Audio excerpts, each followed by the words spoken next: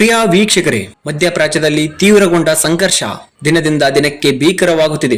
ಇಂದು 11ನೇ ದಿನಕ್ಕೆ ಕಾಲಿಟ್ಟಿರುವ ಈ ಸಂಘರ್ಷದಲ್ಲಿ ಇರಾನ್ ರಾಜಧಾನಿ ಟೆಹರಾನ್ ಸ್ಫೋಟಗಳಿಂದ ನಡುಗಿದರೆ ಬೈರುತ್ನಲ್ಲಿ ಮನೆಗಳು ಬೆಂಕಿಗೆ ಹೊತ್ತಿ ಉರಿಯುತ್ತಿವೆ. ಇತ್ತ ಇರಾನ್ನಿಂದ ಕತಾರ್ ಮೇಲೆ ವೈಮಾನಿಕ ದಾಳಿ. ಕತಾರ್ನ ದೋಹಾ ಬಳಿ ಪ್ರಬಲ ಸ್ಫೋಟಗೊಂಡಿದೆ. ಸ್ಫೋಟದಲ್ಲಿ ವ್ಯಾಪಕ ಹಾನಿ ವರದಿಯಾಗಿದೆ. ಕತಾರ್ ಜನರಿಗೆ ಗರಿಷ್ಠ ಮುನ್ನೆಚ್ಚರಿಕೆ ಕ್ರಮವನ್ನು ವಹಿಸಲು ಸೂಚನೆ ನೀಡಿದೆ. ಬೈರುತ್ ವಸತಿ ಸಮುಚ್ಚಯದ ಮೇಲೆ ಇಸ್ರೇಲ್ ದಾಳಿ. ಒತ್ತಿ ಉರಿಯುತ್ತಿರುವ ಕಟ್ಟಡ. ಇದು ಮತ್ತೊಂದು ಯೋಜಿತ ಹತ್ಯೆಯ ಪ್ರಯತ್ನದಂತೆ ಕಂಡು ಬರುತ್ತಿದೆ. ಕಳೆದ 10 ದಿನಗಳಲ್ಲಿ ಲೆಬನಾನ್ನಾದ್ಯಂತ ನಡೆದ ದಾಳಿಗಳಲ್ಲಿ ಸಂಪೂರ್ಣ ಕಟ್ಟಡಗಳನ್ನೇ ನೆಲಸಮ ಮಾಡಲಾಗುತ್ತಿತ್ತು. ಆದರೆ ಈ ದಾಳಿಯಲ್ಲಿ ಮಧ್ಯ ಬೈರುತ್ನ ಈ ವಸತಿ ಸಮುಚ್ಚಯದ 1 ಅಥವಾ 2 ಮಹಡಿಗಳನ್ನು ಮಾತ್ರ ಸಂಪೂರ್ಣವಾಗಿ ಧ್ವಂಸಗೊಳಿಸಲಾಗಿದೆ. ನಿದ್ದೆಯಲ್ಲಿದ್ದಾಗ ದಾಳಿ. ಈಗ ತಾನೇ ಮುಂಜಾನೆಯಾಗುತ್ತಿದೆ, ಬೆಳಕು ಹರಿಯುತ್ತಿದೆ. ಈ ದಾಳಿ ನಡೆದಾಗ ಕಟ್ಟಡದ ಒಳಗಿದ್ದವರು ಖಂಡಿತವಾಗಿಯೂ ನಿದ್ದೆಯಲ್ಲಿದ್ದಿರಬಹುದು. ಸ್ಫೋಟದ ಸದ್ದು ಕೇಳಿ ನೂರಾರು ಜನರು ಬೀದಿಯಲ್ಲಿ ಜಮಾಯಿಸಿದ್ದು, ಗಾಜಿನ ಚೂರುಗಳು ಮತ್ತು ಅವಶೇಷಗಳ ನಡುವೆ ಆತಂಕದಿಂದ ಓಡಾಡುತ್ತಿದ್ದಾರೆ. ಈ ದಾಳಿಯ ನಿಖರ ಗುರಿ ಯಾರಾಗಿದ್ದರು ಎಂಬುದು ಇನ್ನೂ ತಿಳಿದು ಬಂದಿಲ್ಲ. ಇಸ್ರೇಲ್ ಮೌನ. ಈ ಬಗ್ಗೆ ಇಸ್ರೇಲ್ ಸೇನೆಯಿಂದ ಯಾವುದೇ ಅಧಿಕೃತ ಹೇಳಿಕೆ ಹೊರಬರಲು ಸ್ವಲ್ಪ ಸಮಯ ಬೇಕಾಗಬಹುದು. ಬಹುಶಃ 1-2 ದಿನಗಳು ಹಿಡಿಯಬಹುದು.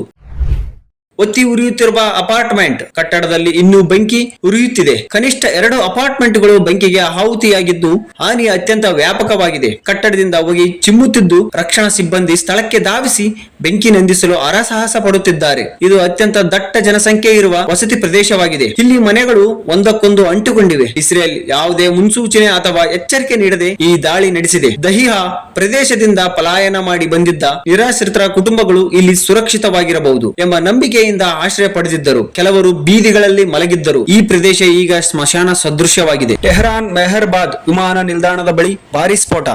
ಇರಾನ್ ರಾಜಧಾನಿ ಟೆಹರಾನ್ ನಲ್ಲಿರುವ ಮೆಹರ್ಬಾದ್ ವಿಮಾನ ನಿಲ್ದಾಣದ ಸಮೀಪ ರಾತ್ರೋರಾತ್ರಿ ಭಾರಿ ಸ್ಫೋಟಗಳು ಸಂಭವಿಸಿವೆ. ಸಾಮಾಜಿಕ ಜಾಲತಾಣಗಳಲ್ಲಿ ಹರಿದಾಡುತ್ತಿರುವ ವಿಡಿಯೋದಲ್ಲಿ ಸರಣಿ ಸ್ಫೋಟಗಳು ಸಂಭವಿಸುತ್ತಿರುವುದು ಮತ್ತು ವಿಮಾನ ನಿಲ್ದಾಣದ ಸುತ್ತಮುತ್ತ ದಟ್ಟವಾದ ಹೊಗೆ ಏಳುತ್ತಿರುವುದು ಕಂಡು ಬಂದಿದೆ. ಈ ಸ್ಫೋಟಗಳಿಗೆ ನಿಖರ ಕಾರಣವೇನು ಎಂಬ ಬಗ್ಗೆ ಇರಾನ್ ಸರ್ಕಾರವಾಗಲಿ ಅಥವಾ ಸೇನೆಯಾಗಲಿ ಇದುವರೆಗೂ ಯಾವುದೇ ಅಧಿಕೃತ ಹೇಳಿಕೆಯನ್ನು ನೀಡಿಲ್ಲ. ಹರ್ಮುಜ್ ಜಲಸಂಧಿಯಲ್ಲಿ ಉದ್ವಿಗ್ನತೆ. ಅಮೆರಿಕದ ಎಚ್ಚರಿಕೆ ಮತ್ತು ಕ್ಷಿಪಣಿ ದಾಳಿ. ಅಮೆರಿಕದ ಅಧ್ಯಕ್ಷ ಸಾಮಾಜಿಕ ಜಾಲತಾಣದ ಮೂಲಕ ಇರಾನ್ಗೆ ಅತ್ಯಂತ ಕಠಿಣ ಹಾಗೂ ಗೊಂದಲಮಯ ಎಚ್ಚರಿಕೆಯನ್ನು ನೀಡಿದ್ದಾರೆ. ಹರ್ಮುಜ್ ಜಲಸಂಧಿಯಲ್ಲಿ ಇರಾನ್ ಸಮುದ್ರದ ಬಾಂಬುಗಳನ್ನು ಅಳವಡಿಸುತ್ತಿಲ್ಲ ಎಂದು ನಾವು ಭಾವಿಸುತ್ತೇವೆ. ಒಂದು ವೇಳೆ ಈಗಾಗಲೇ ಅಳವಡಿಸಿದರೆ ತಕ್ಷಣವೇ ಅವುಗಳನ್ನು ತೆರವುಗೊಳಿಸುವುದು ನಿಮಗೆ ಒಳ್ಳೆಯದು ಎಂದು ಅವರು ಎಚ್ಚರಿಸಿದ್ದಾರೆ. ಇರಾನ್ ಸಮುದ್ರದಲ್ಲಿ ಬಾಂಬುಗಳನ್ನು ಅಳವಡಿಸುತ್ತಿದೆ ಅಥವಾ ಅಳವಡಿಸಲು ಸಿದ್ಧತೆ ನಡೆಸುತ್ತಿದೆ ಎಂಬ ಅಮೆರಿಕ ಸೇನಾ ಮೂಲಗಳು ವರದಿಯೇ ಈ ಎಚ್ಚರಿಕೆಗೆ ಪ್ರಚೋದನೆ ನೀಡಿರಬಹುದು ಎಂದು ವಿಶ್ಲೇಷಿಸಲಾಗುತ್ತದೆ. ಇದರ ಬೆನ್ನಲ್ಲೇ ಅಮೆರಿಕದ ಸೆಂಟ್ರಲ್ ಕಮಾಂಡ್ ಹರ್ಮುಜ್ ಜಲಸಂಧಿಯ ಬಳಿ ಇದ್ದ ಇರಾನ್ ಸುಮಾರು 16 ಮೈನ್ ಲೇಯರ್ ನೌಕೆಗಳ ಮೇಲೆ ದಾಳಿ ನಡೆಸಿ ಧ್ವಂಸಗೊಳಿಸಿರುವುದಾಗಿ ಸಾಮಾಜಿಕ ಜಾಲತಾಣದಲ್ಲಿ ಘೋಷಿಸಿದೆ. ಹರ್ಮುಜ್ ಜಲಸಂಧಿಯ ಮಹತ್ವ. ಈ ಜಲಸಂಧಿಯು ಕೇವಲ 34 ಕಿಲೋಮೀಟರ್ ಅಗಲವಿರುವ ಅತ್ಯಂತ ಕಿರಿದಾದ ಮಾರ್ಗವಾಗಿದೆ.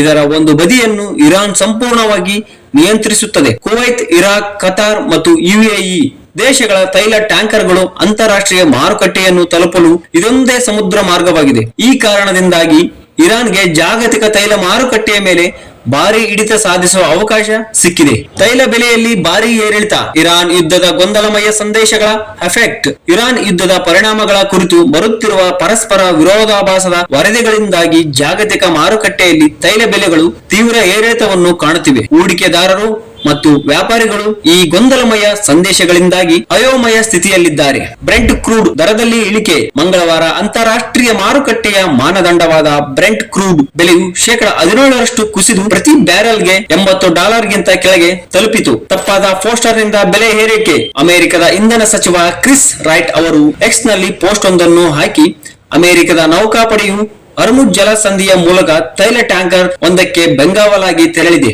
ಎಂದು ಹೇಳಿಕೊಂಡಿದ್ದರು. ಈ ಸುದ್ದಿಯಿಂದಾಗಿ ಬೆಲೆ ಮತ್ತೆ $90ಗೆ ಏರಿತು. ಆದರೆ ಕೂಡಲೇ ಅವರು ಆ ಪೋಸ್ಟ್ ಅನ್ನು ಡಿಲೀಟ್ ಮಾಡಿದರು. ಪ್ರಿಯ ವೀಕ್ಷಕರೇ, ಈ ಯುದ್ಧವು ಜಾಗತಿಕ ತೈಲ ಬೆಲೆ ಮತ್ತು ಆರ್ಥಿಕತೆಯ ಮೇಲೆ ಯಾವ ರೀತಿ ಪರಿಣಾಮ ಬೀರಲಿದೆ ಎಂಬುದನ್ನು ಕಾದು ನೋಡಬೇಕಿದೆ. ಇಂದಿನ ಮತ್ತಷ್ಟು ಅಪ್ಡೇಟ್ಗಳಿಗಾಗಿ ನಮ್ಮ ಕನ್ನಡ ಪ್ಲಾನೆಟ್ ಯೂಟ್ಯೂಬ್ ಚಾನೆಲ್ ಅನ್ನು ಸಬ್ಸ್ಕ್ರೈಬ್ ಮಾಡಿ.